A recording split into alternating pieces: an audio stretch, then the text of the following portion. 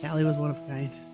She came into a room and she lit up the room. If you knew her, you loved her. She loved you. She was always there to give a hug, but still very sassy, very spunky. Never let her diagnosis get her down too much. She just kind of went with the punches, and she was diagnosed in 2011, and she was 8 years old, and she didn't know what cancer was. We didn't know anybody who had it. She didn't know what was in store. But I told my family, I said, we're not going to cry in front of her. We're not going to woe is me. We're not going to keep her in a bubble. We're going to keep her life as normal as we could. We'd go in at 7 in the morning, and she'd get radiation, be put under for it, and then she'd be to school by 10 o'clock. From even the beginning, she'd walk in, check herself in, and just walk right back. And she'd walk in or go sit behind the desk, sit up with the nurses. She wasn't a normal patient, I don't think. But I won't cry for yesterday.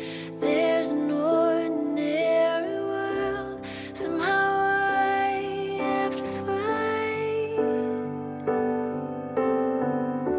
And as I try to make my way to the ordinary world, I will learn to survive.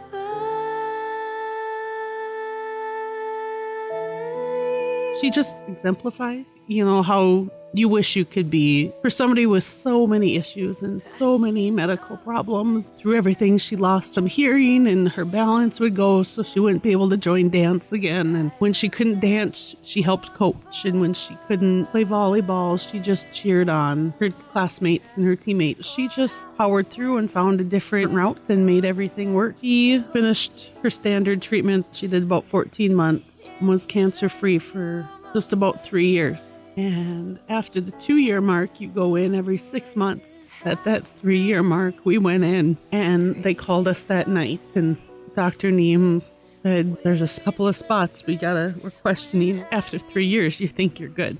Well, it's been gone this long. It's not going to come back. But I won't cry for yesterday. There's an ordinary world. Somehow I have to fight. She had relapsed, and there were 3 tumors now instead of the 1. And they had moved to multiple spots in her brain. And that day she asked me, when we told her what was going on, we told her that it had come back and we had to do this all over again. And she asked me if she was going to die. Sorry. And that's something your child should never have to ask you. It's something a child should never have to worry about. And of course we said, no, we're going to fight. We're going to figure this out. We're going to keep going. And that's what she did. For 3 years, we did different treatments here at Sanford. We followed her path and it worked for a while. This past June, she went to camp, which was her favorite place. It was Camp Case, where her and her brother got to go, and they spent the week there, and she had stopped treatment. I think she lived her best life that week because we picked her up from camp that Friday.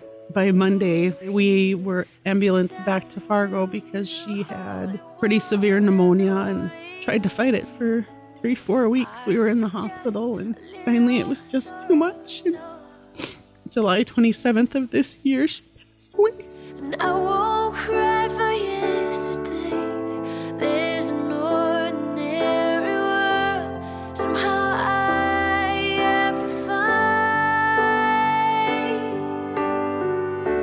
And as I try to make my way. Sanford was her second home. It was where she had her friends, and by her friends I mean the staff. She felt at home. They're amazing. We are so lucky that we were able to stay here for a majority of her treatments. Thank you for choosing the professions that you have. Thank you for continuing.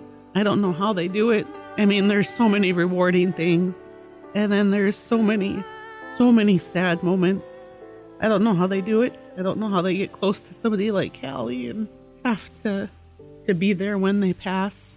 I don't know how they attended the funeral. There's just not enough thank yous to really tell them how much you appreciate and care about the staff, and they're all amazing, and we love them all. I'm finally realizing how special she was and how lucky I was to be her mom. I always knew I was lucky, but to really see all the people she's impacted and just all the good that she's done, and she's done way more in her 15 years than I think most people do in a lifetime. She taught us to laugh, and she taught us that saying, live, laugh, love. She taught us that. She taught us to continue to be courageous and strong and don't give up, and you got to keep going.